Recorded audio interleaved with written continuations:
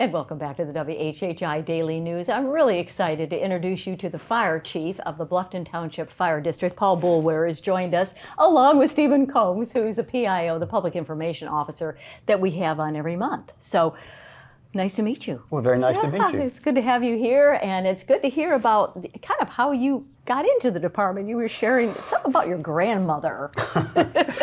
Yes, yeah. So back in early 1991 in January, my grandmother told me that I needed to go down and help volunteer with the local fire department, that they were seeking some help. Right. And so you got to do what Grandma says, and I went down and started volunteering. And wasn't long into that, position came available, and here I am, 33 years later. You worked up through the ranks, and you became the fire chief in December of 2022. That is correct. So, and I told, last interview I did with Stephen, I said, we need to bring the fire chief in for sure. So we've got a lot to talk about today, and we have a little bit more time, so I really like that. We're going to start with Bluffton Township Fire District. Mm-hmm. So I'm going to actually turn over to you, Stephen. What does that mean when we say township? Well, it's kind of a misnomer. You know, a lot of people that are not familiar with the area think that we're only a municipal fire district or fire department. But our organization actually covers 246 square miles south of the Broad River to just over the bridges onto Jenkins Island here near Hilton Head. And so how was it established? I have a date here of 1978. So preceding that, there were 3 area volunteer fire departments that were strictly run by volunteer funds. Mm-hmm. The Chelsea community out by Kalawasi, the Pritchardville area, and the Bluffton community. And so in 1978, the county created a special tax district that they could apply a millage to the citizens' tax, ad valorem taxes, to help start funding these. And that's when the official Bluffton Township Fire District became incorporated. Okay. And stations. How many stations do you have, and can you list them really quick for us? Sure. So we have 9 current working fire stations right now. Right. And they're from Station 30 to Station 38. Mm-hmm. We have the downtown station on Burnt Church Road. We have our Pritchardville Fire Station out in New Riverside. We have our Kalawasi station out at Kalawasi. Wow. Yeah. We have our Buckingham Plantation station, which is across from Moss Creek. We have a Sun City fire station that's on the outside back gate of Sun City by the Hampton Inn. Right.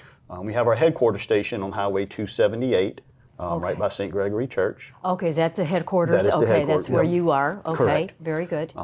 We have the Colleton River. Colleton River. Right. And then we have one inside Palmetto Bluff. Wow. And then our last station was our station combination EOC, which is on Hampton Parkway. Okay, and then there's a future station for Sun City? There is another Sun City station in the works right now.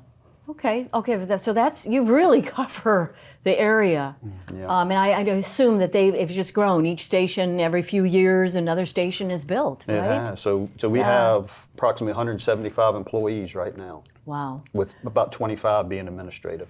All right, Stephen, would you share the types of calls you get? It's not only for fire, right? You're right. The majority of calls that we respond to are more of our rescue and emergency medical calls. Okay. They account for approximately 65% of the calls that we handle. So I guess in actuality, we're more of a medical organization that responds to occasional fires, and we kind of like it that way. Of course, our crews on the line don't like not being able to go fight fires because that's what they signed up to do. Right. But the majority of those calls that we respond to are medical in nature. And aren't you first on the scene for a car accident or not?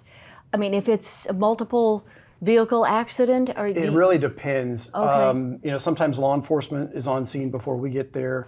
Sometimes you actually have EMS, the paramedics, show up on scene before as well. So we always come there as a support. Well, and I love that you're very involved in prevention. And Stephen's been on the show many times talking about your preventative efforts and educating our community. That's really critical, isn't it? It is. So, we try to educate the people that we are there for them.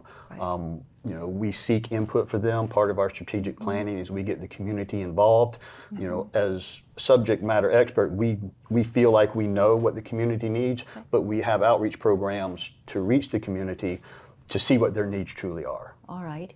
Do you want to expound on that a little bit? What are some of the major educational efforts that you do throughout the year? Sure. So we do CPR classes, Yes. teach CPR and AED use. We also do car seat installation and inspections.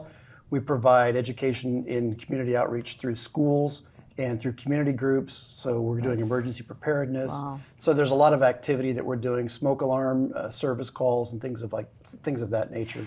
And I love this last question, the types of equipment that you have. And again, we have about a minute left. Who wants to kind of go through some of it, Chief? So we have a full range of complement of equipment. We have 9 engine companies. It's basically a fire truck that you normally see. We have a tower truck, which has the big ladder on top. We have a quint that has a ladder and a fire pump and other equipment. We have 2 battalion chief vehicles. We have a rescue. We run a lot of motor vehicle accidents, entrapments, and that type. It's kind of our specialty type unit. Okay. We have a brush truck for brush fires and whatnot. And a swift water rescue boat. Yes. Yep. So, go back to Matthew when we had the storms and the flooding. That kind of prompted. Yeah. Right. And so we also partner with Hilton Head Fire and Rescue to man teams for that. Okay, very good. As well as the hazardous materials team. Yes. Okay, perfect. It's so nice to meet you. Thank very you for nice your to meet you. service. Well, thank you so Appreciate that. much. The many, many years, many decades. And Stephen, always good to see you. And thank you all for watching this edition of the WHHI Daily News. I'm Robin Zimmerman. Please stay safe and healthy, everyone, and we'll see you next time. Bye-bye.